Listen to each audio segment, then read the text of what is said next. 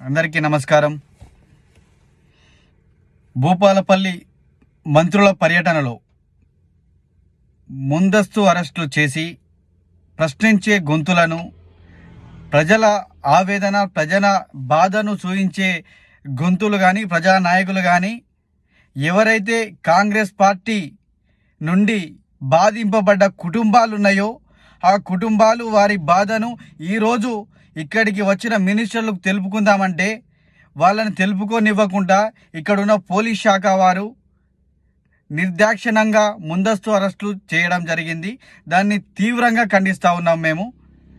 అలాగే నేను ఈ వేదిక ద్వారా రాష్ట్ర మంత్రులను, ఇక్కడున్న శాసనసభ్యుని ఈ వేదిక ద్వారా అడుగుతా ఉన్నా. సంవత్సర కాలం పూర్తయింది కాంగ్రెస్ పార్టీ అధికారంలోకి వచ్చి. ఏం చేసిలు మీరు ఈ సంవత్సర కాలం అని అడుగుతా ఉన్నా.